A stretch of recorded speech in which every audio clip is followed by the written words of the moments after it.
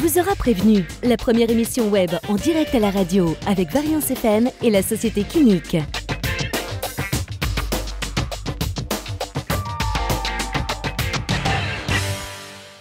Nous recevons maintenant Ludovic et Zoran Boukirma, qui sont les réalisateurs et scénaristes du film La naissance du monstre. Exactement. Bonjour.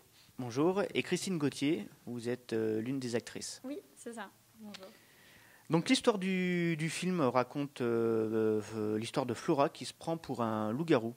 Est-ce que vous pouvez nous en dire un peu plus ? Ouais. En fait, c'est l'été dans une maison un peu bourgeoise et aseptisée. C'est un frère et une sœur qui s'ennuient. Et donc c'est la sœur qui se prend pour un loup-garou depuis quelque temps, qui regarde des films d'horreur et qui aimerait bien devenir un loup-garou.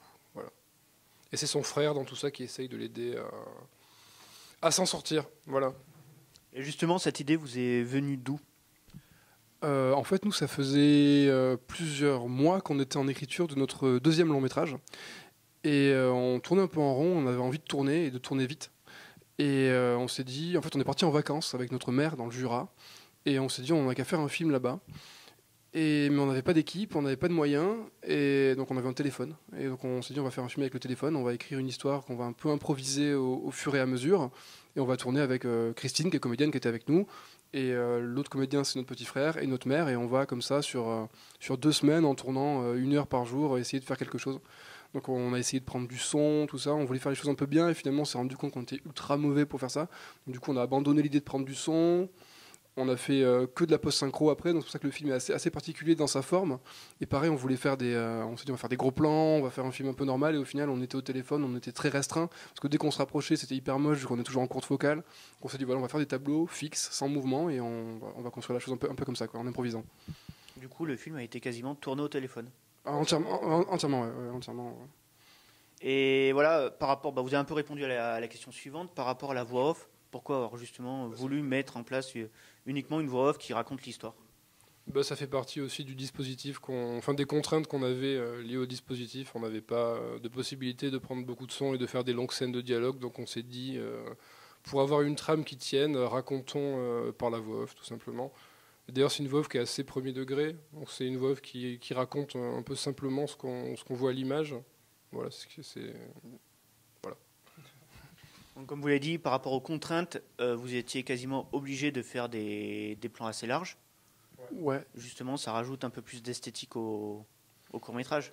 Oui, mais c'est vrai que c'était très très différent de ce qu'on a fait avant, parce que nos précédents courts-métrages et notre long-métrage sont des films assez naturalistes et qu'on a tourné à l'épaule, un peu des choses beaucoup plus organiques. Et là, on s'est confronté à un genre qu'on n'avait jamais vraiment exploré, qui est le genre de faire un film vraiment stylisé et un peu posé. Et ça, c'est né de la contrainte. C'est pas quelque chose qu'on revendique d'habitude, mais c'était hyper intéressant de travailler comme ça, quoi. Ce qu'il y a, c'est qu'un peu tout bêtement, avec le téléphone, quand on fait des plans en mouvement, ça déforme les lignes et ça marche pas. Donc on a fait avec la contrainte, quoi. Donc des plans fixes. Justement, je posais la question tout à l'heure avec notre précédent invité. Le fait d'avoir maintenant des téléphones ou même du matériel, des caméras vraiment abordables en termes de prix, pouvoir mettre son film assez facilement sur YouTube, Dailymotion, etc. Est-ce que pour vous, est-ce que ça représente un peu un attrait en plus au court-métrage ? Oui, complètement, parce que c'est vrai que si on fait, par exemple, financer un court-métrage ou un long-métrage un peu dans les clous, ça prend quasiment le même temps, ça peut prendre 1 an et demi, 2 ans pour faire un court. Et c'est vrai qu'aujourd'hui, on a tous finalement une caméra dans notre poche, on a tous une station de montage chez nous sur nos ordinateurs, parce qu'ils sont suffisamment performants pour pouvoir monter, encore plus si c'est des images de téléphone. Donc ça permet de faire les choses beaucoup plus vite et avec beaucoup moins de contraintes, parce qu'on voit que on a fait aussi des films produits à côté, et c'est quand même une organisation assez lourde, il y a du monde, ça prend du temps, c'est assez complexe, et c'est assez marrant de se dire qu'on peut en fait au final expérimenter des choses beaucoup plus simplement en ayant juste son portable et son ordinateur. C'est vrai que ça permet de fabriquer des films un peu différemment, et au final le film on l'a fait comme ça. C'est vrai que on est à Clermont aussi avec, on est très surpris de l'être, parce que c'était vraiment un exercice de style qu'on a fait un peu sans prétention, mais c'est vrai qu'on se dit oui, en fait le résultat il peut quand même être là, alors que c'est fait avec des petits moyens entre guillemets. Donc c'est vrai qu'aujourd'hui on a la possibilité de faire beaucoup de choses avec très peu, quoi. C'est chouette. Ce qu'il y a, c'est aussi qu'on voit le court-métrage, nous, comme un terrain d'expérimentation du long-métrage. Et forcément, le long-métrage, quand on le fait produire, c'est une économie qui est longue. Et donc, pour nous, l'intérêt du court-métrage, c'est de pouvoir tourner rapidement et de pouvoir s'entraîner au long-métrage, en fait. C'est-à-dire que jusqu'à maintenant, tous nos courts-métrages ont été une façon pour nous d'expérimenter des choses qu'on a réutilisées ensuite dans les longs-métrages. Et en tout cas, pour nous, l'intérêt, c'est plutôt de faire des courts-métrages autoproduits qu'on peut tourner rapidement. Parce que faire un court-métrage produit, ça se fait aussi, et il y a aussi une économie pour ça, évidemment. Mais je crois que nous, on est trop impatients pour ça. Parce que le court-métrage, souvent, on peut attendre 1 an et demi pour financer un cours. Et nous, ce qu'on veut, c'est pouvoir le faire rapidement. Voilà. Et justement, en termes de délai, ça vous a pris combien de temps pour faire ce court-métrage ? Ça nous a pris un peu plus d'une semaine. Et puis même l'écriture, c'est un cours qu'on a écrit sur le moment. Donc en tout, du début de l'idée jusqu'à la fin du montage, il y a peut-être eu 2 mois. Donc c'est quand même très court, quoi. C'est des délais qui nous conviennent. Justement, en termes de casting, comment ça s'est passé pour Christine ? En fait, on est partis en vacances ensemble. Donc avec l'idée de tourner quelque chose, c'est pour ça qu'on avait ramené un petit peu de gadgets, les choses que vous voyez pour la transformation du loup-garou, c'était des trucs qu'on avait déjà, mais on ne savait pas encore l'histoire, enfin il ne l'avait pas encore écrit, il réfléchissait un petit peu, et puis finalement c'était aussi l'idée d'utiliser tout ce qu'on avait autour de nous, à savoir leur mère, leur frère et moi. Donc c'est à partir de là qu'est née l'histoire, et que du coup, je me suis retrouvée dans le court-métrage, quoi. Alors justement, sans raconter trop la fin du court-métrage, on hésite quand même à la fin, vous laissez libre cours à l'imagination du spectateur. Sur Flora, est-ce que c'est vraiment un loup-garou ? Est-ce que c'est dans sa tête ? Ce qu'il y a, c'est que nous, à la base, quand on a écrit le film, on pensait que Flora se transformait vraiment en loup-garou, sauf qu'on n'avait pas de moyens et que les seuls accessoires qu'on avait, c'était des accessoires de force et attrape. Donc c'était des mains en caoutchouc, c'était des dents en plastique et des espèces de lentilles un peu cheap. Et donc, nous, même quand on a fait le film, on pensait vraiment que ça serait un vrai loup-garou. Mais en le montant, on s'est rendu compte qu'en fait, qu'il y avait peut-être une autre lecture. Et vu qu'elle n'est pas archi crédible en loup-garou, peut-être qu'on se raconte que c'est une fille qui se prend pour un loup-garou plutôt. Et que ça parle plus de lycanthropie clinique, d'une meuf qui croit qu'elle est loup-garou et qui commet un acte atroce en faisant semblant d'être un loup-garou. Voilà. Mais ça, c'est pareil, c'est lié vraiment aux contraintes qu'on avait. Nous, on aurait bien aimé que ce soit un vrai loup-garou. Mais voilà. Et ça marchait aussi, cela dit, voilà, ça raconte autre chose. Et justement, voilà, si vous avez pas eu ces contraintes, est-ce que le film aurait été différent ? Je ne sais pas si le film aurait vraiment existé tel quel, sans les contraintes, parce que nous, en général, on aime bien, même pour la suite, pour nos prochains longs métrages, on a envie d'expérimenter aussi le genre, mais on a envie de mélanger le genre et ce qu'on a déjà fait avant, à savoir un cinéma plus naturaliste, plus rural. Ce qu'on a envie, nous, c'est surtout de faire surgir le surnaturel dans un monde hyper naturaliste, en fait. Et si on avait eu plus de moyens, je pense que c'est surtout ça qu'on aurait expérimenté. Là, on a un truc, donc, comme on le disait, très fixe, avec très peu de dialogue, un peu contemplatif. Mais ça, c'est vraiment lié aux moyens qu'on a eu pour faire le court-métrage. Si on avait eu d'autres moyens, ça aurait été différent. Alors justement, le film se retrouve sélectionné à Clermont-Ferrand. Que représente pour vous le festival ? C'est un peu le festival des premières fois. Clermont-Ferrand, on est venu à Clermont pour la première fois il y a 3 ans avec 2 courts-métrages qu'on avait aussi autoproduits. Donc là, c'est un peu le retour aux sources. Voilà. On est très très heureux d'être ici. C'est un festival qui nous a quand même lancé il y a quelques années. Et c'est vrai que c'est une formidable opportunité toujours pour que les films soient vus. Et c'est vrai que c'est un festival qui a une résonance particulière pour nous parce que c'est vraiment là qu'on a commencé. C'est notre premier festival. Il y a 3 ans, ça a quand même changé beaucoup de choses pour la suite de ce qu'on a pu faire. Donc c'est toujours chouette. Moi, c'est la première fois que je joue dans un cours qui est sélectionné. Donc pareil, j'étais très contente, surtout vu la façon dont on a fait le court-métrage. On s'attendait vraiment à ce qu'il n'y ait pas forcément de conséquences. Donc on était très contents. Et voilà, le festival, je pense que c'est super aussi parce que c'est un moyen de diffuser des courts-métrages. Moi, personnellement, je n'ai pas trop l'occasion d'en voir ailleurs. Donc c'est très bien pour ça. Alors justement, est-ce que vous avez eu l'occasion de voir le film projeté à Clermont ? Oui, on a été le voir samedi dernier en salle Cocteau, c'est une grande salle. C'est impressionnant encore une fois parce que c'est un film qui est fait de façon tellement modeste que le voir sur un écran aussi grand, ça fait bizarre. On voit tous les petits défauts, on se dit merde, le son n'est pas tout à fait calé, l'image est beaucoup plus dégueu qu'on pensait, mais au final c'est bon, ça fait toujours quelque chose de particulier. Et la réaction du public ?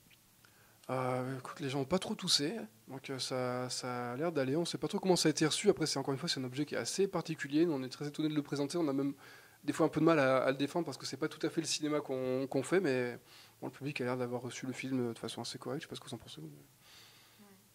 Toi, de te voir sur le grand écran, ça. Oui, non, bah, c'était. Non, c'était.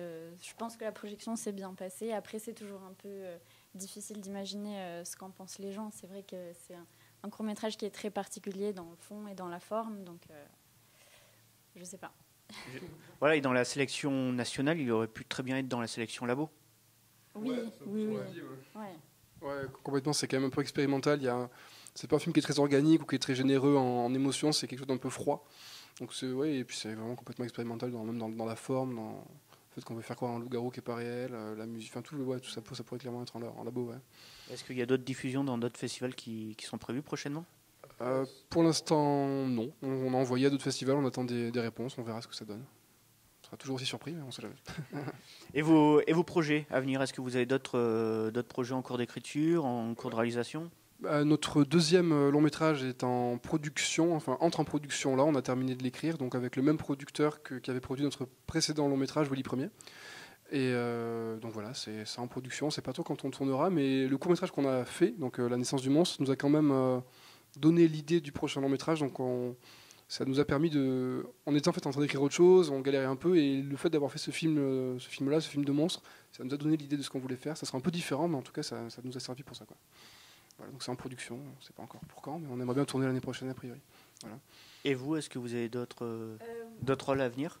Oui, j'ai d'autres projets, c'est un peu tôt pour en parler, qui sont en train de se préciser. Et sinon, j'ai joué aussi cet été dans un premier long autoproduit qui est en post-production, donc j'attends de voir. Pour finir, l'un des thèmes cette année du festival, c'est la gastronomie. Donc, petite question culinaire. Quelle est votre recette préférée? On répond à ça en donnant. C'est la même question. Quelle est ta couleur préférée? C'est très dur de répondre. C'est sûrement une recette de la région, hein, bien sûr, hein, clermontoise. La Ligo et quelque chose comme ça, non? C'est très compliqué. En plus, on est végétariens tous les trois et tout. On va vous paraître trop triste. Nos choix. Moi, j'aime beaucoup les risottos, donc je pense à ça. Je sais pas, risotto, champignons ou un truc comme ça. Je crois que les pâtes, c'est bien les pâtes, parce que je crois que quand on commence à faire du cinéma, on n'a pas beaucoup d'argent, donc manger des pâtes, c'est bien, et apprécier les pâtes, c'est encore mieux.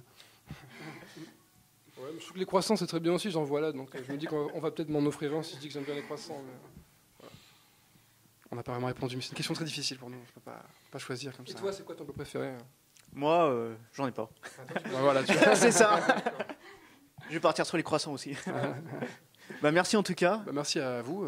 Pour l'invitation, très content d'avoir participé. Pas de souci et bon festival. Merci. Salut. Nous retrouvons maintenant Florence Bonanno, qui est comédienne. Bonjour.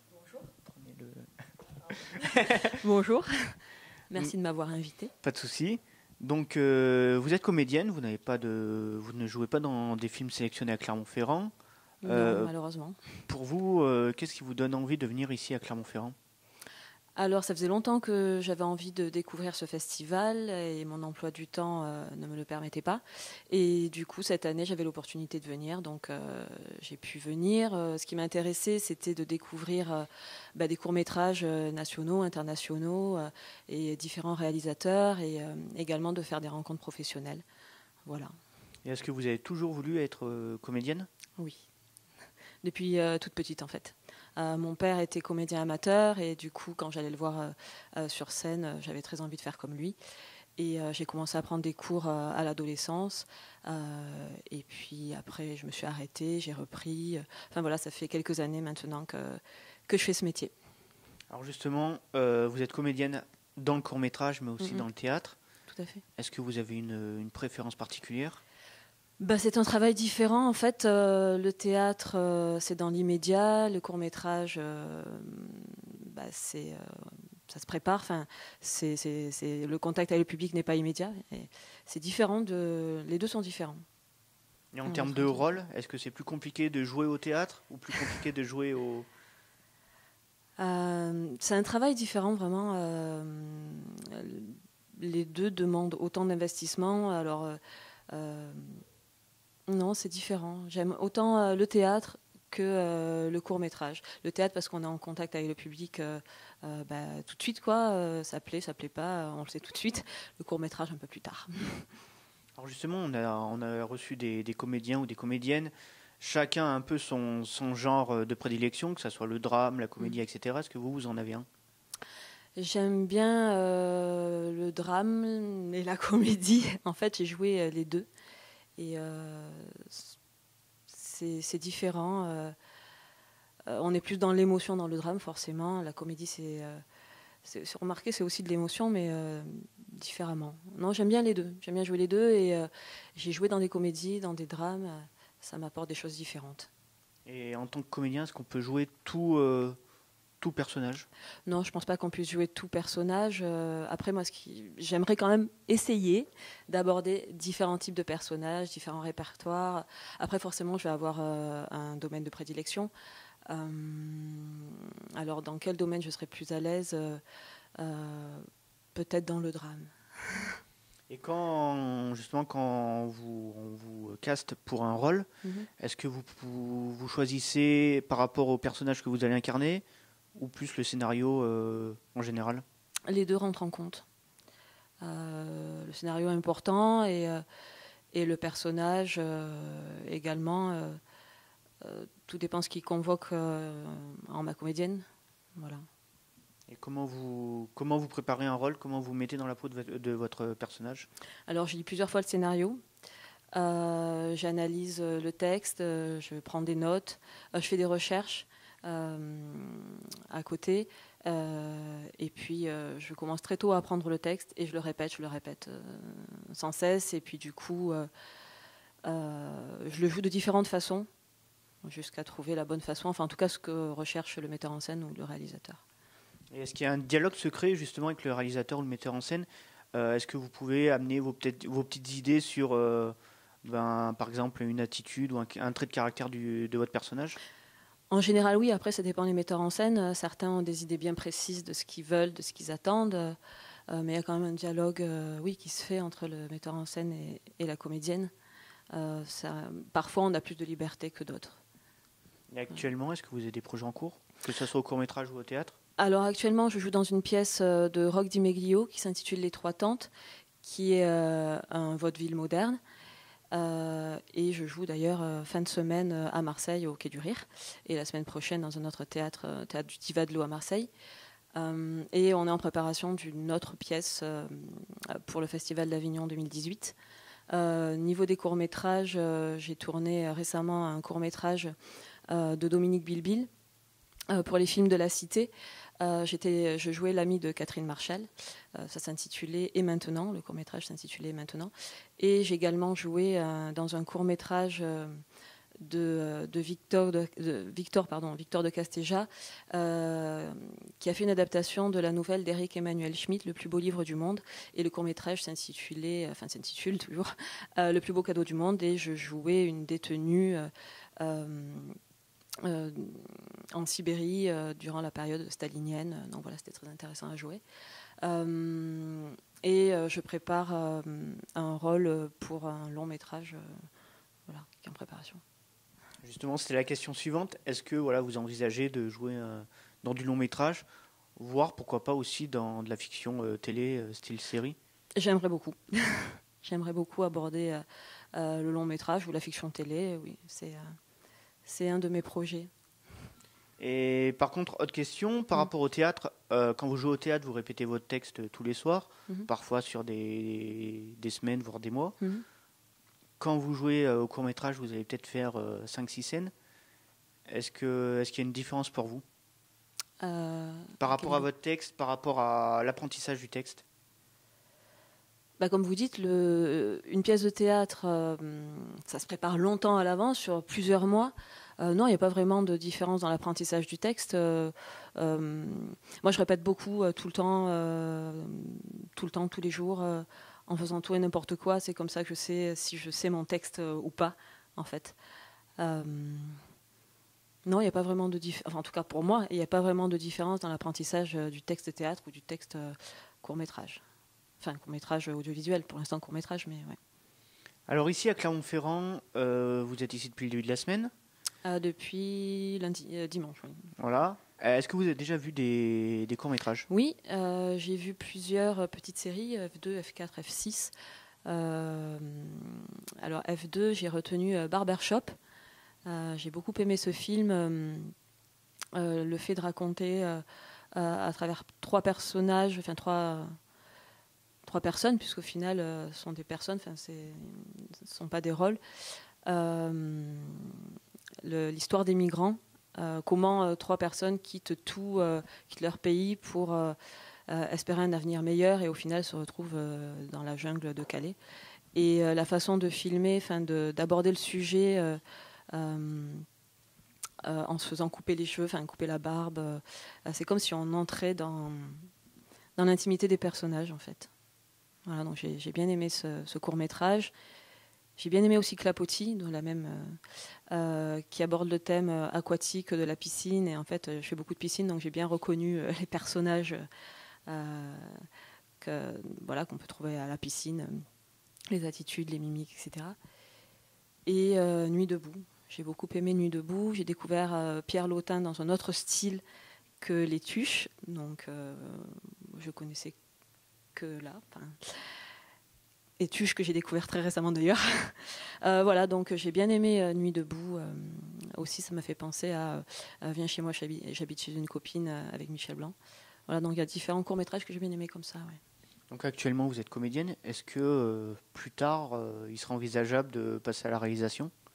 Alors pour l'instant, je suis comédienne. Pour l'instant, je m'en tiens à être comédienne. C'est encore un autre métier que d'être réalisateur. Et voilà. Pourquoi pas un jour, mais pour l'instant, non. Pour finir, l'un des thèmes cette année du festival, c'est la gastronomie. Donc, petite question culinaire. Est-ce que vous avez un plat préféré? Alors, je suis d'origine italienne, donc ce sera les melanzane à la parmigiana. Merci en tout cas. Merci beaucoup. Et bon festival. Merci.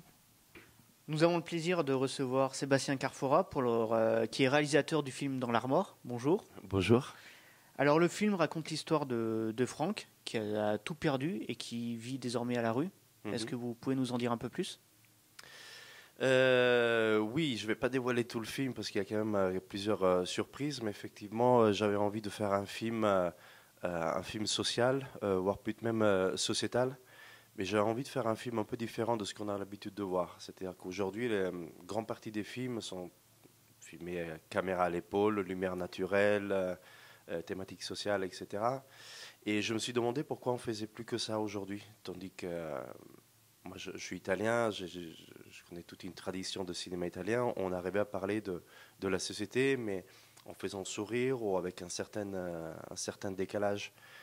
Voilà, donc j'ai décidé de parler de ce personnage, de ce SDF assez particulier qui décide de vivre à l'intérieur d'une armoire, qu'il aménage pour pouvoir survivre.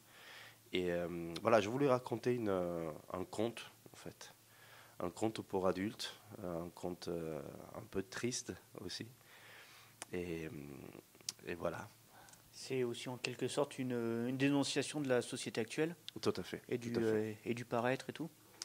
Complètement. D'ailleurs, c'est quelque chose que je me suis rendu compte qui est dans tous mes films. Je parle toujours de ça au final.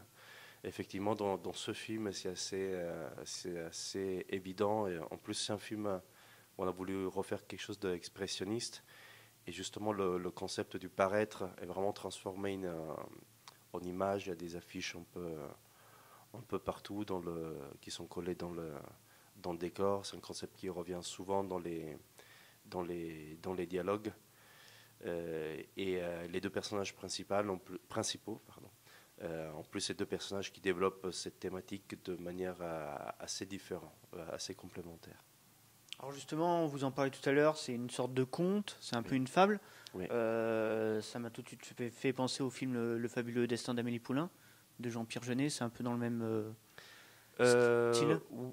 Oui, un tout petit peu. Enfin, je n'aurais pas pensé à Amélie Poulain, même si dans Amélie Poulain, il y a quelques petits moments de pur expressionnisme.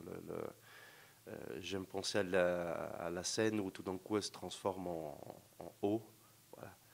Je voulais faire quelque chose comme ça. Je voulais pas aller non plus dans la direction de Jeunet, mais c'est vrai que dans les films de Jeunet-Caro, il y a un peu de ça. Le film, s'il s'inspire d'un certain cinéma, c'est probablement l'expressionnisme allemand. Et même si je sais que beaucoup de gens regardant le film, ça leur a fait penser à certains aspects de la Cité des Enfants Perdus, ou du Gondry parfois. Voilà. Et justement, comment vous avez fait pour créer cette ambiance un peu fable, conte? Ça, c'était un gros travail. En fait, alors déjà, on a eu de la chance parce qu'on a eu des financements. On a eu accès à plusieurs financements du CNC, de la DAMI et une région, ce qui est bien.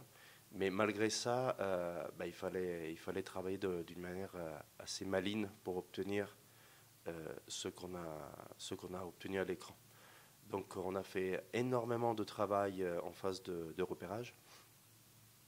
On a tourné dans la ville de Troyes, où les bâtiments sont déjà un peu inclinés. Voilà, en fait, on en parle. Dans mon film, tous les bâtiments sont très inclinés. En fait, on ne voit jamais le soleil. C'est comme si la ville était en train de dégringoler sur notre personnage et pourrait tomber sur sa tête d'un moment à l'autre. Donc ce qu'on a fait, c'est déjà on a trouvé la ville de Troyes où les bâtiments sont déjà naturellement un peu inclinés.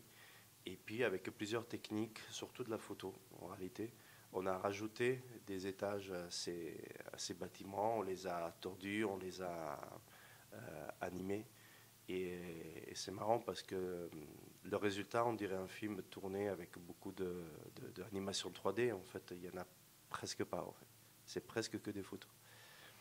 Par contre, c'était beaucoup de travail en tournage, en préparation et en post-production. Et par rapport à l'armoire, est-ce que vous avez vraiment tourné dans une armoire? On a vraiment construit, on avait plusieurs armoires. Donc il y avait une armoire qui était un peu plus légère pour les déplacements. Il y avait une armoire de jeu pour quand les scènes où Franck est à l'intérieur de l'armoire. Il y en a une autre qui servait pour des scènes d'effets spéciaux. Mais on a vraiment construit une armoire qui avait un lit, qui avait de quoi faire à manger, qui avait une vraie douche, enfin, tout marchait. Alors dans le film, on ne montre pas tous les éléments qui sont à l'intérieur, mais il y avait vraiment de l'électricité, il y avait tout. On aurait vraiment pu vivre. D'ailleurs, un des moments les plus durs du tournage, c'est le dernier jour quand on a dû casser l'armoire. Parce que c'était quand même une armoire assez grande, quoi. Et personne ne pouvait la récupérer. On est tous des Parisiens qui vivent dans des petits apparts. Et c'était dur de voir cette armoire cassée. Mais voilà, c'est comme ça. Alors tout à l'heure, vous en parliez, il y a deux acteurs principaux, quasiment oui. Trois. Donc il y a Franck, oui. Jeanne, oui. Mais également Amélie. La petite fillette. Oui. Donc est-ce que vous pouvez nous en parler? Alors la fillette, c'est un personnage qui est arrivé dans le scénario dans un second temps. Au début, avec que Franck et Jeanne. Mais en fait, c'est grâce à ma petite femme qu'on a rajouté ce personnage parce que disait il faudrait quand même un personnage qui apporte un peu de légèreté dans une histoire qui est assez dure et qui apporte aussi un tout petit peu d'espoir. Il fallait une petite lumière. Donc on a créé ce personnage de la fillette ensemble. Et puis il y a eu un casting extrêmement rapide. Parce qu'on n'avait que 2 jours pour trouver les enfants, d'autant plus que faire tourner un enfant, c'est difficile. Il faut demander des autorisations à la DAS qui sont longues et compliquées.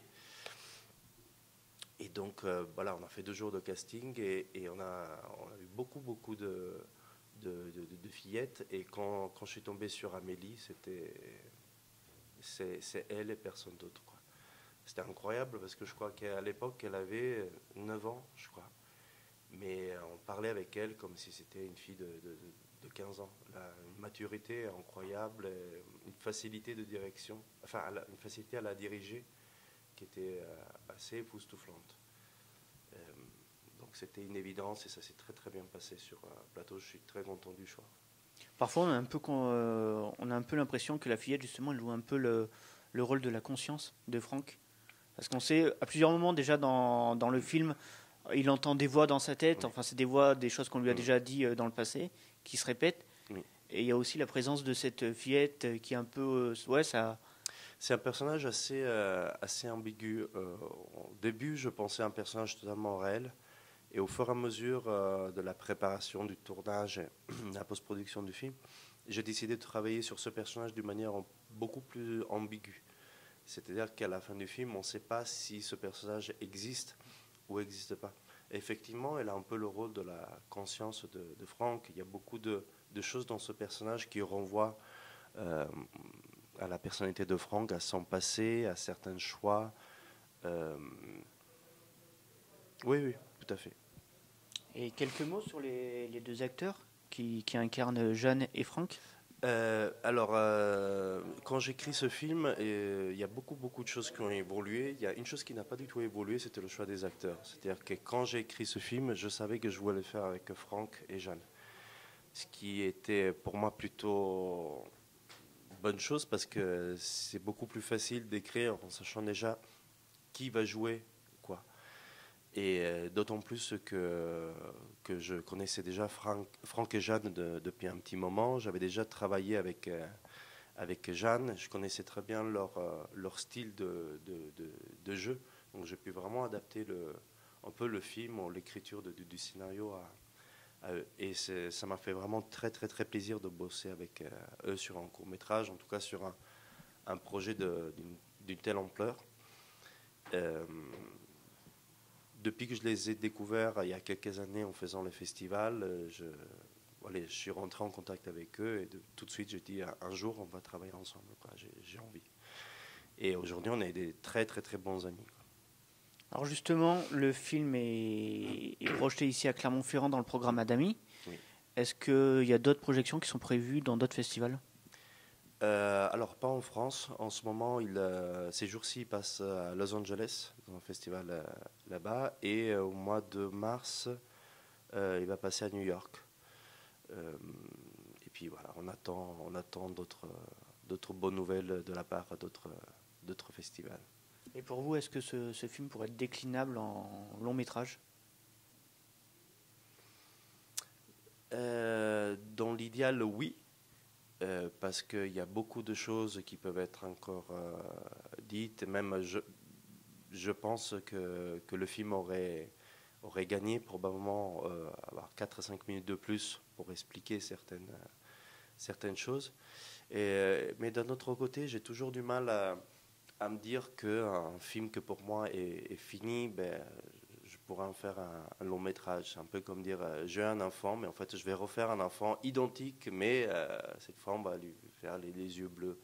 Non, pour moi c'est une porte qui s'est fermée.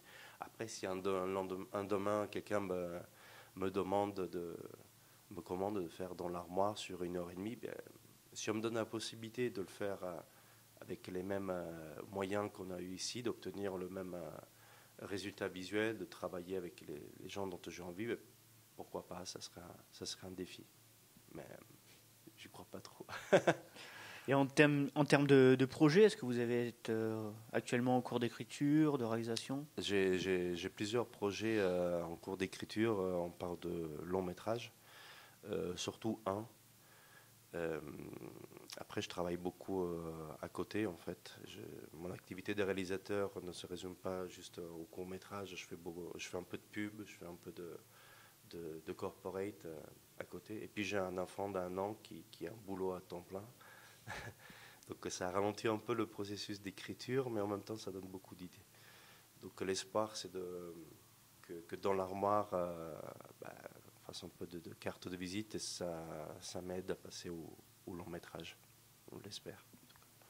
Pour finir, l'un des thèmes cette année du festival, c'est la gastronomie. Donc, petite question culinaire. Quel est votre plat préféré ? Ah Et c'est difficile comme question parce que moi je suis moitié italien, moitié français, donc au niveau gastronomie j'étais gâté dans ma vie. De base, je vais vous dire la pizza de chez moi, parce que je viens d'à côté de Naples, donc voilà. Merci en tout cas, et bon festival à vous. Donc, nous sommes en compagnie de Lénard Bernard, qui est chargé de communication du Festival européen du film court de Brest. Bonjour. Bonjour. Et Anne Flagel, qui est chargé de la programmation de la sélection jeune public. Oui, tout à fait. Bonjour. Donc, est-ce que vous pouvez nous présenter le festival ? Oui, alors c'est un festival, comme vous l'avez dit, européen de courts-métrages, spécialisé plutôt dans la fiction, même si ça nous arrive aussi de passer des films d'animation ou un peu plus expérimentaux, qui a lieu tous les ans au mois de novembre pendant 6 jours. Donc cette année, ce sera déjà la 33e édition du 6 au 11 novembre, avec 6 jours de courts-métrages européens, d'animation et d'ateliers autour du cinéma. Donc une belle semaine en perspective. Et en termes d'influence, voilà, vous venez de le dire, il est européen, mais sur la ville de Brest et sur toute la Bretagne, quelle influence il a ? C'est un festival qui est vraiment très ancré dans la ville et dans la région, puisque, donc, comme je disais, c'est déjà la 33e édition. Et on propose tous les ans aussi une sélection Made in Braise, donc avec uniquement des films produits et ou tournés en Bretagne chez nous. Et donc c'est vrai que c'est un festival qui est déjà repéré par les réalisateurs et producteurs bretons également, en plus des Européens. Et en termes de bénévoles, combien de personnes ça demande ? Alors ça dépend des années, mais on est souvent entre 150 et 200 personnes quand même qui nous aident sur la semaine. Donc tout secteur confondu, ça peut aller de la communication à la restauration, en passant par la régie, la décoration. Voilà, donc vraiment tous les secteurs. Et c'est des gens qui reviennent des fois d'une année sur l'autre et depuis même plusieurs années. Donc c'est toujours sympa d'avoir une équipe comme ça, fidèle, qui nous suit. Donc on en reparlera un peu plus tard, mais bien avant le mois de novembre, il y a le mois de mars avec l'organisation de la fête du court-métrage à Brest. Est-ce que vous pouvez nous en dire quelques mots ? Oui, alors la fête du court-métrage, c'est un événement national qui a lieu depuis plusieurs années maintenant. Jusqu'à l'année dernière, c'était le 21 décembre, donc le jour le plus court de l'année. Et cette année, c'est une nouvelle formule, donc ça aura lieu au mois de mars dans toute la France. Donc l'idée, c'est de proposer des projections gratuites sur tout le territoire pour donner envie aux gens de découvrir le format court et en dehors des festivals qu'on peut connaître le reste de l'année. Et donc voilà, Brest a été désignée comme ville ambassadrice. Il y en a 5 principales et après une vingtaine d'autres, il me semble, plus secondaires, entre guillemets. Nous, on est vraiment référents dans l'Ouest, en fait. Donc du coup, on va organiser 4 jours de projection, rencontres, ateliers, animations autour du cinéma et de l'audiovisuel au Capucin à Brest. Donc voilà, on est assez fiers et assez impatients que ça arrive. Du coup, les projections auront lieu uniquement dans un seul lieu ou alors dans plusieurs salles sur Brest ? Alors, pour notre événement à nous, tout se passera au Capucin, à l'auditorium de la médiathèque et dans la grande halle. Après, il y a également d'autres projections qui sont organisées dans tout le département par des cinémas, des associations et d'autres structures. Et voilà, nous, on essaie un petit peu de coordonner tout ça au niveau local pour que ça soit bien réparti sur la semaine, que tout le monde ne propose pas les mêmes programmations, etc. Mais à Brest, ce sera vraiment au Capucin le gros temps fort. Et en termes justement de programmation, est-ce que vous avez la main mise sur le choix ou est-ce qu'on vous impose un choix ? Alors, il y a 2 possibilités. Soit on peut choisir des programmes qui ont été conçus par les organisateurs de la fête du court-métrage, des gens comme l'agence, comme des cartes blanches, voilà.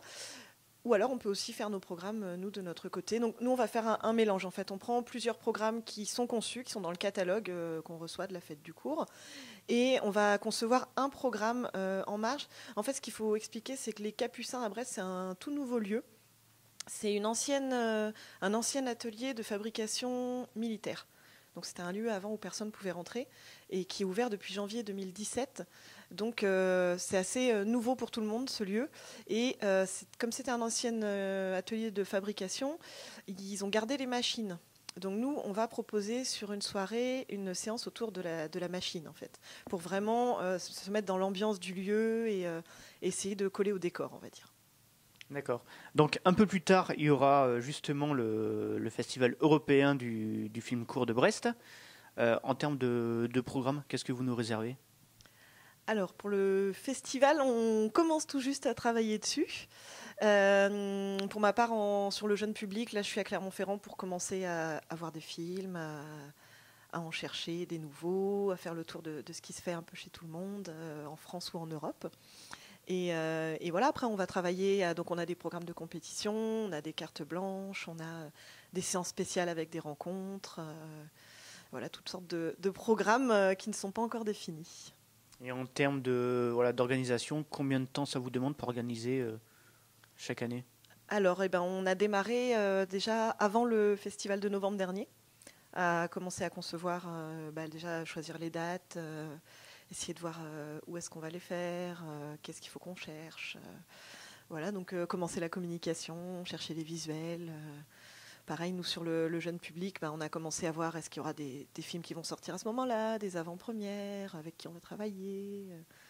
Voilà. Donc c'est sur 6 jours, et en termes d'influence, est-ce que vous attirez de plus en plus de monde chaque année ? Alors, en moyenne, on est sur 28 000 entrées sur les 6 jours. Mais cette année, on a battu notre record. On est assez fiers. On a passé la barre des 30 000. Donc, pour une ville comme Brest, c'est quand même assez important pour du court-métrage. Et je pense que ça s'explique aussi par le fait qu'on ait été plus présent dans des nouveaux lieux de la ville, justement, comme disait Anne tout à l'heure. On a eu des projections au cinéma d'arrêt. C'est les studios qu'on avait peut-être un petit peu... délaissé les autres années. On a été présent à la fac, on a été présent à la nouvelle médiathèque justement des Capucins. Donc tout ça, ça nous a permis de faire encore plus d'entrées que d'habitude. Et voilà, donc c'est vrai que du coup Brest se place juste derrière le festival de Clermont-Ferrand en fait en termes de fréquentation. Donc justement, Clermont-Ferrand, c'est un festival international. Vous, c'est un festival européen. Est-ce que vous envisagez dans les années à venir de devenir aussi international ? Alors non, ce n'est pas prévu parce que justement, comme tout le monde sans doute, Brest c'est un peu enclavé comme ville. Et donc nous, on n'a pas vocation à devenir un Clermont bis en fait. On veut justement proposer quelque chose de différent pour que les gens viennent aussi jusqu'à nous. Ce qui n'est pas forcément évident quand on voit où est situé Brest. Mais voilà, du coup, nous, on propose quelque chose vraiment de différent, donc plutôt sur l'Europe. On a vraiment un gros secteur jeune public comme ici aussi, mais qui est chez nous très reconnu. En fait, ça fait à peu près la moitié des entrées, le jeune public. Quand je dis jeune public, c'est de 2 ans à 18 ans. Mais voilà, on essaye de... Voilà, on n'a pas envie de devenir un Clermont bis, c'est vraiment pas le but. Et donc on cherche autre chose pour que aussi les professionnels du milieu viennent à Clermont, mais viennent aussi à Brest en novembre. Donc justement, ici, vous êtes à Clermont. Est-ce que c'est la première fois que vous venez ici Non. Alors, moi, ça va peut-être faire bientôt 10 ans. Donc, on vient tous les ans. La délégation n'est pas forcément la même. On essaye de changer un peu dans les équipes, que ce soit pas toujours les mêmes. Ça fait bien 2 ans quand même, 2-3 ans qu'on est à 5 ou 6. Donc voilà, après, nous, on est très contents de venir tous les ans. Mais oui, en tout cas pour nous c'est un rendez-vous de l'année où on croise et des professionnels, où on voit des films, où on rencontre un peu tout le milieu. Alors justement, dans les films que vous avez pu voir depuis le début de la semaine, est-ce que vous avez déjà eu un petit coup de cœur ? Alors pas encore.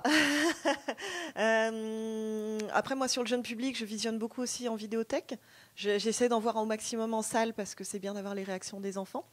Donc j'ai des séances de prévues aujourd'hui, mais pour le moment, j'ai pas eu mon coup de cœur. En tout cas, Léna, je sais pas. Non, moi non plus, pas encore. C'est vrai que c'est seulement le 2e jour de festival pour nous, donc on n'a pas eu le temps de faire tant que ça de séances. On a quand même fait la compétition Labo 3 hier soir, qui m'a vraiment surprise, mais agréablement surprise. C'est vrai que d'habitude, c'est plus une compétition... pas que j'évite, mais disons que ça frôle quand même l'expérimental ou le conceptuel. Enfin voilà, ça se rapproche d'ailleurs de la compétition OVNI chez nous. Et voilà, c'est pas spécialement ce genre de compétition que je vais voir, mais hier soir j'ai vraiment beaucoup aimé, donc pourquoi pas en refaire une autre aujourd'hui, à voir. Pour finir, le thème du festival cette année, c'est la gastronomie. Donc petite question culinaire. Les crêpes. Quelle est votre recette préférée ? Ah bah voilà, les crêpes. Non. Forcément, c'est une recette bretonne. Après, la spécialité à Brest, c'est le kika farce. Je ne sais pas si c'est ma recette préférée, mais en tout cas, les Brestois aiment beaucoup. Anne, tu nous expliques le concept ? Alors, le concept du kick à farce, il y a beaucoup de beurre. C'est un peu un pot-au-feu breton, en fait, mais on met du fard avec. Donc, il y a du fard noir à base de farine de sarrasin, du fard au pruneau, de la sauce qu'on appelle du lipic. Alors, le lipic, c'est de la sauce avec du beurre et des oignons. Voilà, c'est un plat d'hiver. Hein. Mais bon, on va se faire une petite truffade, en tout cas, avant la fin de la semaine. On se fait toujours une petite soirée truffade. En tout cas, merci. Merci à vous et bon festival. Nous sommes maintenant en compagnie de Maxime Claude Lécuyer. Bonjour. Bonjour, merci de l'invitation. Vous êtes réalisateur et producteur du film. Oui, complètement. Exact. Et David Blouin. Bonjour. Vous êtes cosplayer et donc c'est vous qui jouez l'acteur dans le film. C'est ça, l'unique, le seul. Le seul et l'unique. Donc, est-ce que vous pouvez nous présenter votre film? Oui, en fait, Squad Leader TD 73-028 Soliloque. En fait, c'est la rencontre entre l'univers de Shakespeare et de Star Wars. Donc, c'est un Stormtrooper qui livre le soliloque d'Hamlet, Être ou ne pas être, telle est la question. Célèbre soliloque d'Hamlet. Donc, c'est ça, en entrechoquant en fait, ces deux univers-là, on voit toute la puissance de résonance du texte de Shakespeare qui s'applique autant à l'univers de Star Wars qu'aujourd'hui, avec tout ce qui se passe dans le monde aujourd'hui. Donc, voilà.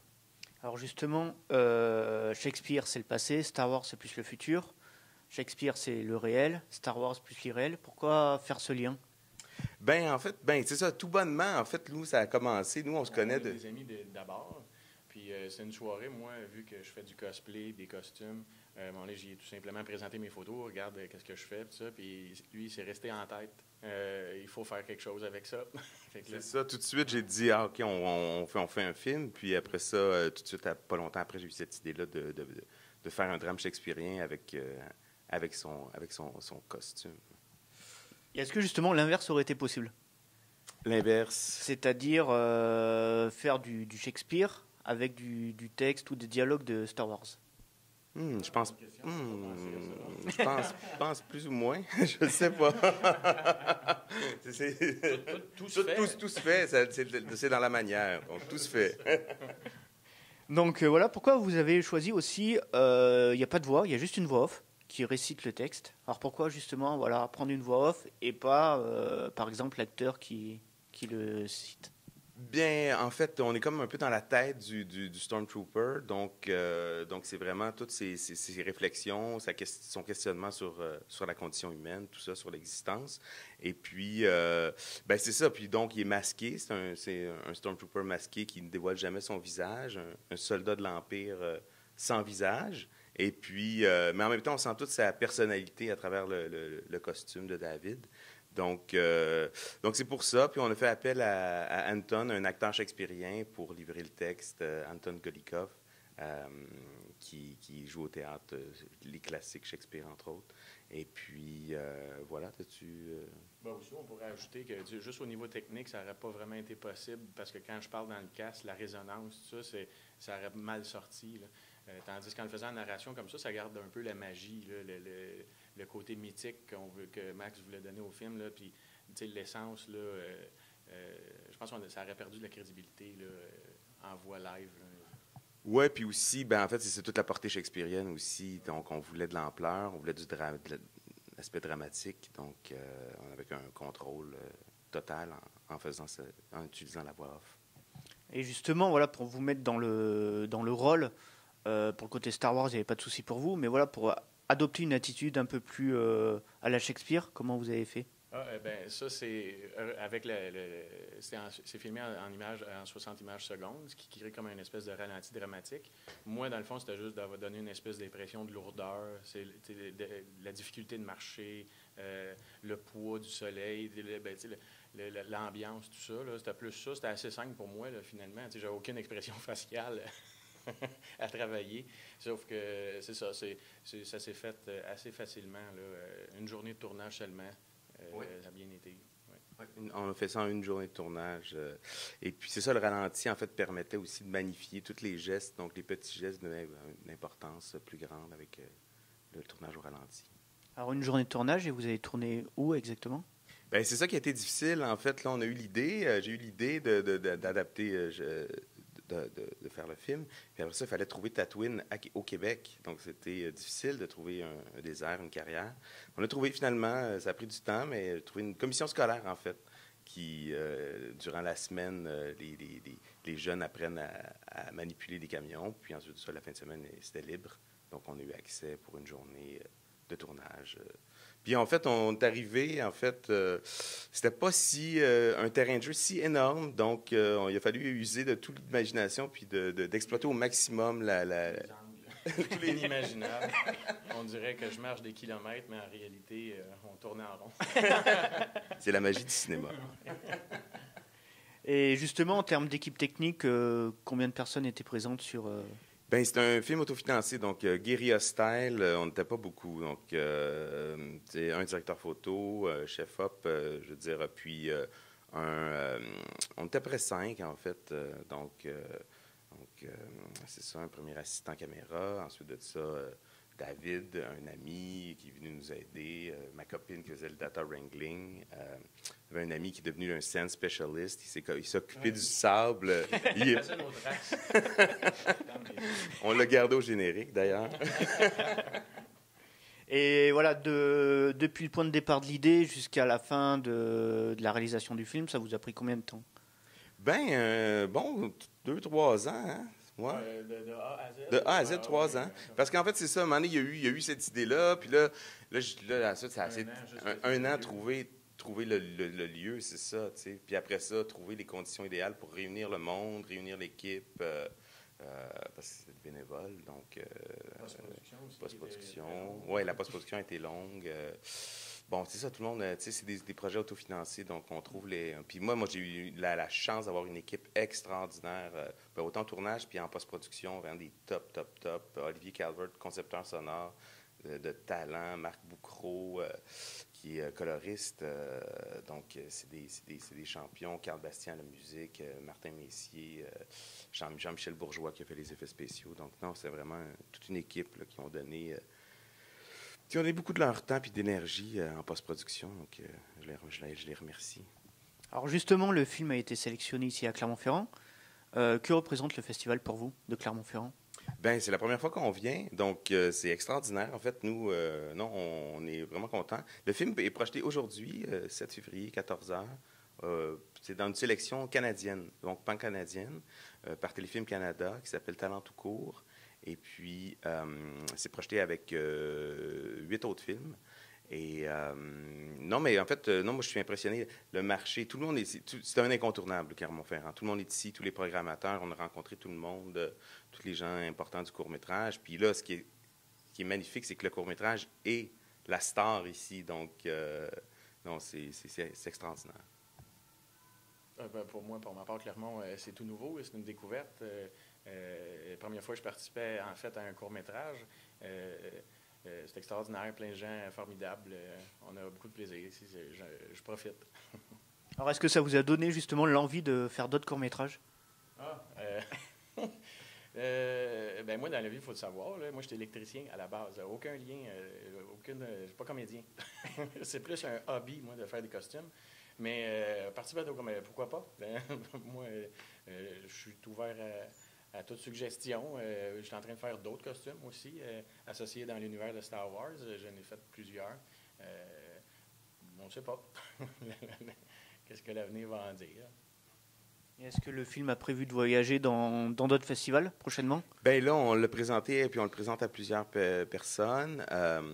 Et puis, il va y avoir une première québécoise au mois de mars. Sinon, et puis aussi, donc voilà, oui, c'est ça, ça va partir bientôt, ça va commencer. Ça commence là. Donc, on va le pousser dans le plus de festivals possible. Est-ce que vous avez déjà d'autres projets en tête ou en préparation? Ah oui, j'ai plusieurs projets, mais c'est un petit peu ça, hein, la vie de réalisateur. Il faut avoir 3-4 projets, puis il y en a un qui décolle. Mais là, je termine en ce moment un documentaire qui s'appelle 305 Bellechasse, sur des artistes qui ont fait des visites d'ateliers. Donc, on visite près de 10 ateliers d'artistes qui sont tous situés dans le même building, au 305 de Bellechasse. Donc, je suis en post-production de ça. Ça devrait comme être terminé cet été. Puis sinon, je suis en écriture d'un long-métrage, premier long-métrage qui s'appelle Pentimento. Je suis comme à une deuxième version en scénario. scénarisation, et puis qui est produit par Parallax, et puis qui va, c'est ça, on devrait déposer soit en août, soit en décembre l'année prochaine. Donc c'est sur un vol de tableau à Montréal, au Musée des Beaux-Arts de Montréal, en 72, qui ont volé 17 tableaux et qui est toujours un mystère aujourd'hui. Donc c'est le point de départ, mais on rentre la fiction là-dedans, puis on rouvre l'enquête, et puis voilà. Merci. Pour finir, cette année, le festival, le thème, c'est la gastronomie. Donc, petite question culinaire. Quel est votre plat préféré? Oh boy! Quel est mon plat préféré? Moi, canard confit, c'est sûr que canard confit, toujours.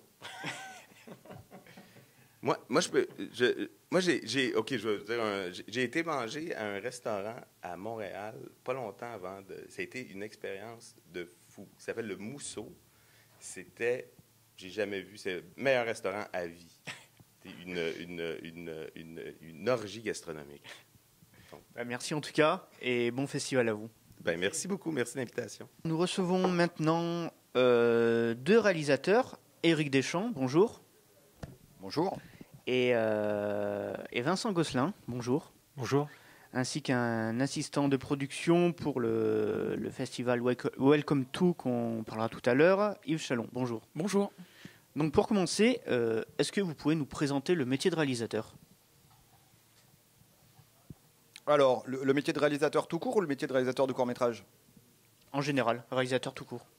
Bon, moi je ne suis pas un réalisateur tout court, je suis plutôt un réalisateur de court-métrage. Donc ça veut dire que la particularité, c'est que réalisateur de court-métrage, on ne gagne pas sa vie en faisant du court-métrage. Donc on doit avoir une autre activité à côté.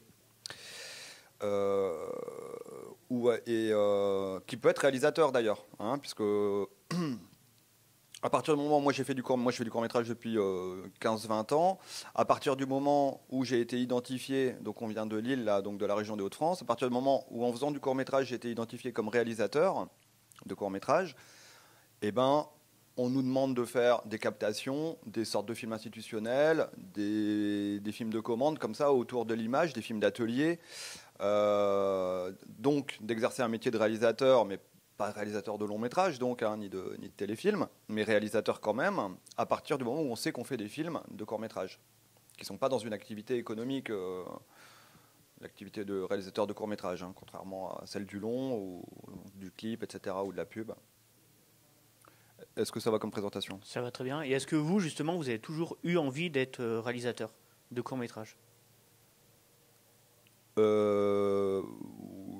Est-ce que j'ai toujours eu envie d'être réalisateur? Oui, quelque part, oui. C'est-à-dire que dans l'adolescence, j'ai découvert que j'aimais le cinéma. La perspective de la vie active, il n'y avait rien qui me... Et du coup, je me suis dit, bon, on va magouiller, on va essayer de faire... Puisque j'aime bien le cinéma, je vais essayer d'être réalisateur de cinéma. Et donc, du coup, quelque part, oui, j'ai toujours eu envie de faire ça, effectivement. Parce qu'il fallait bien faire quelque chose dans la vie, quoi. Et vous, même question? Bonjour, donc moi c'est un peu pareil que Eric en fait. J'ai toujours aimé le cinéma et après on a le même âge avec Eric, mais dans les années 80-90, il n'y avait pas le numérique tout ça, donc c'était un peu plus dur de se dire on va faire du cinéma. Donc on était un peu réaliste, on se disait que fallait d'abord finir ses études et puis avoir un boulot quoi en gros. Et puis après, avec l'avènement du numérique, moi je me suis dit, puis en regardant des courts-métrages, etc. En fait, vous disiez pourquoi être réalisateur, mais moi je crois que c'est une obsession. En fait, c'est quand on n'a que ça en tête, quoi. On a besoin d'exprimer quelque chose par ce biais-là parce qu'on aime le cinéma. Et pour moi, être réalisateur, c'est une obsession en fait, parce que j'ai vraiment envie de faire ça, quoi. Et du coup. Après, il y a une dizaine d'années, je me suis dit je vais essayer de, parce que dans mon boulot, je m'éclatais pas. Hein. Je suis prof et j'étais remplaçant, donc je m'éclatais pas. Et je me suis dit allez, j'ai rien à perdre. J'ai repris des études en cinéma à la fac de Lille, à Lille 3, où il y a une option études cinématographiques.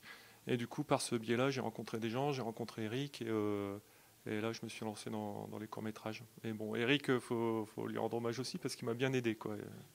Il a été de bons conseils et comme un guide, quoi. faut le dire. Alors justement, voilà, vous avez suivi une formation pour devenir réalisateur.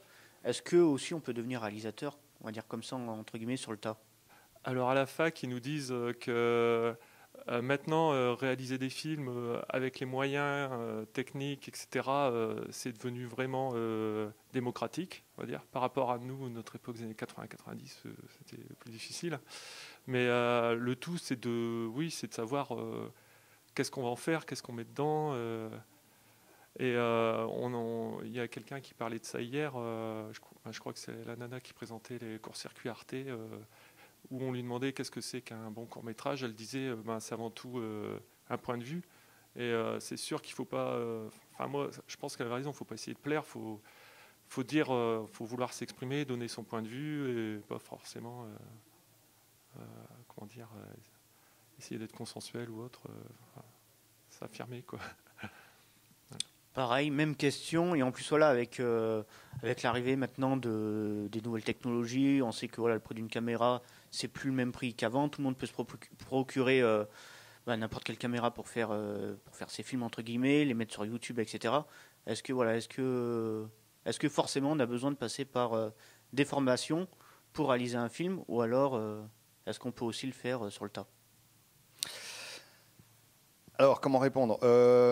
Effectivement, on a les appareils photo, on a les téléphones, tout le monde peut filmer, certes. Il y a des ordinateurs, tout le monde peut faire du montage.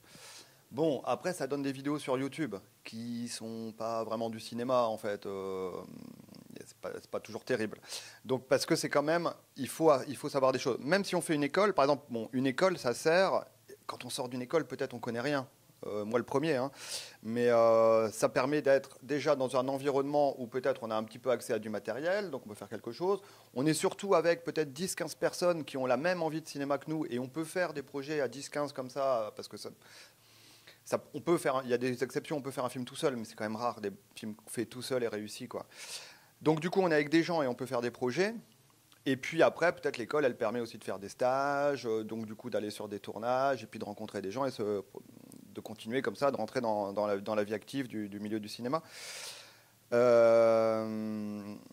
Voilà, parce que quand même, c'est quand même un métier, il faut quand même gérer une équipe, hein, parce que le mec qui fait le chef opérateur, le mec qui fait le cadre, le mec qui fait la lumière, l'ingénieur du son, prendre le son sans faire, un son de bonne qualité, sans avoir des bruits parasites, même avec une perche, on donne une perche à n'importe qui, là, il va pas bien orienter le micro, il va y avoir le câble qui va claquer contre la perche, donc ça va pas être de bonne qualité. Tout ça, ça s'apprend.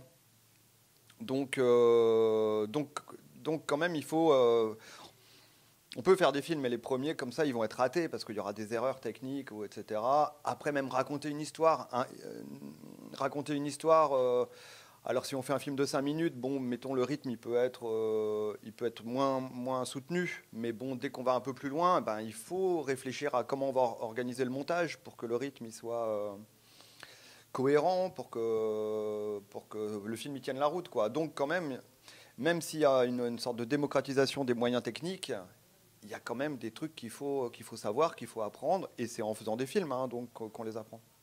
Alors justement, vous, en termes de projets, est-ce que vous avez des projets actuellement en cours?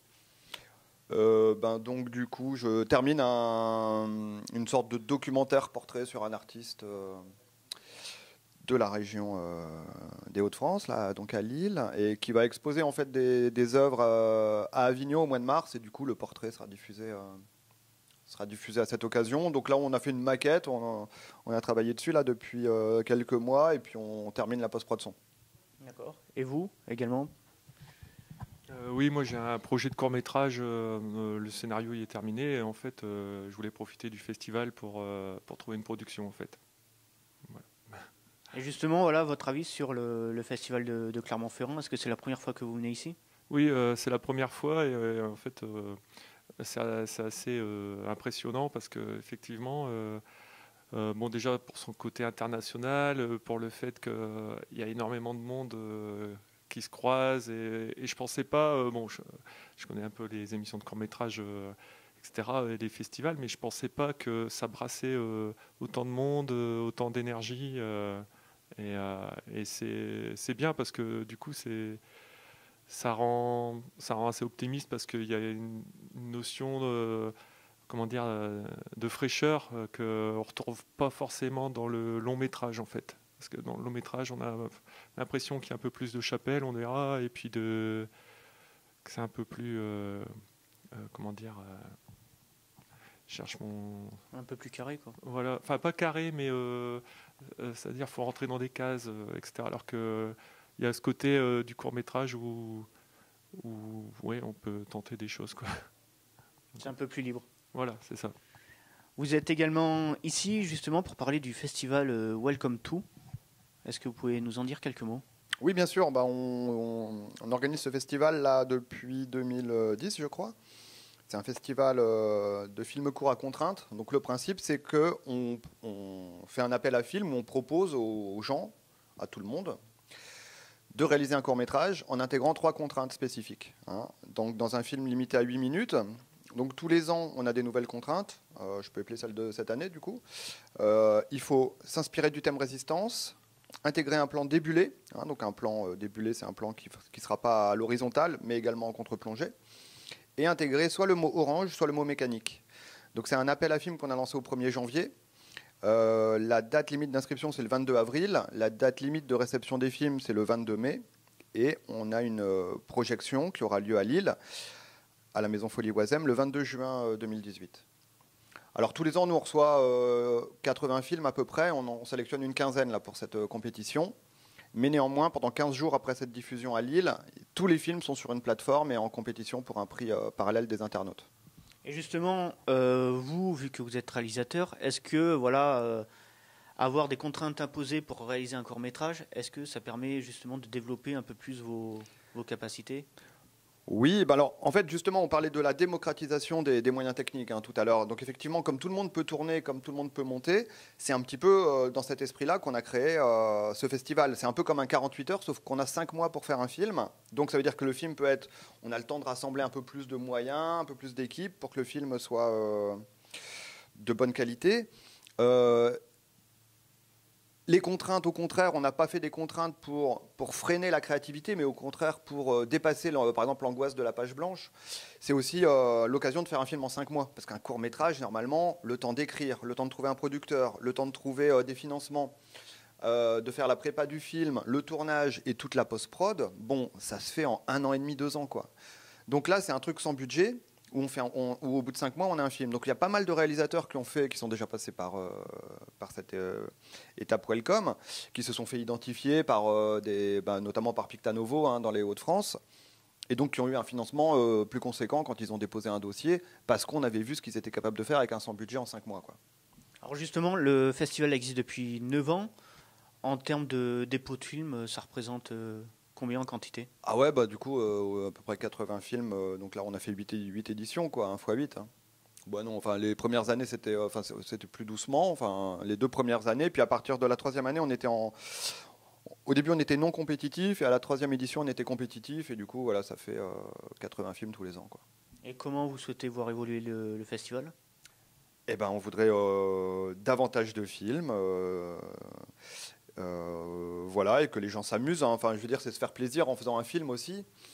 C'est aussi apprendre, comme je disais tout à l'heure. En fait, l'apprentissage se fait en faisant des films. Et du coup, c'est ce genre de proposition qui fait qu'on peut essayer quelque chose et on a le droit de rater, en fait. On n'a pas de budget, on n'a que 5 mois. Donc on peut, mais pour apprendre, c'est l'idéal, quoi. Et du coup, on est assez bien identifié. On espère que ça va continuer comme ça, quoi. Et si on a des auditeurs qui souhaitent participer au festival ? Oui, alors donc du coup, il faut aller sur notre site, www.diclaurent.eu. Et du coup, tout est expliqué dans le règlement qui est à télécharger sur le site. Et voilà, il faut faire le film dans les délais impartis, dans la durée 8 minutes maxi, en intégrant les 3 thèmes, les trois contraintes, pardon. Donc ici, à Clermont-Ferrand, je pense que vous avez déjà visionné quelques films. Ouais. Est-ce que vous avez eu un petit coup de cœur ? Alors, Prends mon point, là, qui était dans la section F8, F10, qui était vraiment magnifique. j'ai vu d'abord le débat hier matin en fait où la réalisatrice défendait son film qui avait reçu un accueil mitigé avant-hier et c'est du grand cinéma quoi. Hein. C'est vraiment je sais pas dans le fond je ne sais pas ce qu'elle veut dire avec parce que c'est un film assez violent mais qu'est-ce que c'est bien filmé, c'est magnifique. Justement on l'a vu hier en invité. Très bien. Et vous? Alors moi, je pense à un film qu'on a vu, le premier jour qu'on est arrivé, lundi soir, je pense. Mais c'était un film à l'international. J'ai oublié le nom. Par contre, c'était avec un petit gamin et son vélo là. Et sinon, au niveau esthétique, au niveau maîtrise, prend mon point, c'est vraiment très fort. C'est très bien joué en plus. Et puis, c'est marrant, mais elle est de la Fémis, hein, c'est ça, cette jeune fille. Ouais. Et du coup, on reconnaît un peu, je sais pas, la patte Fémis, quoi, parce que la nana qui avait fait Grave, elle est de la Fémis aussi, non? Et du coup, on reconnaît un peu les mêmes tics de mise en scène et de. Ouais, voilà, c'est l'impression que j'en ai eu, quoi. Pareil, même question. Est-ce que vous avez eu un coup de cœur? J'ai vu beaucoup de films et il y en a un que j'ai bien aimé. Donc c'était dans la sélection des films scandinaves. Donc c'était un film islandais qui s'appelait Munda. Je me souviens plus du nom de la réalisatrice, du réalisateur ou de la réalisatrice. Mais oui, c'était un film assez simple, mais très touchant. Voilà, un peu triste, mais. J'ai bien aimé un peu l'émotion entre deux, à la fois triste, mais un peu nostalgique, voilà. Pour finir, l'un des thèmes cette année du festival, c'est la gastronomie. Donc, petite question culinaire, est-ce que vous avez un plat préféré? Alors là, je ne l'ai pas préparé cette question. Un plat préféré non, la raclette. Je dirais le gratin dauphinois avec beaucoup de fromage. Moi, je vais pas être original, mais la carbonade flamande avec des frites. Et une bonne bière. Merci en tout cas à vous et bon festival. Merci beaucoup. On vous aura prévenu, la première émission web en direct à la radio avec Variance FM et la société Clinique.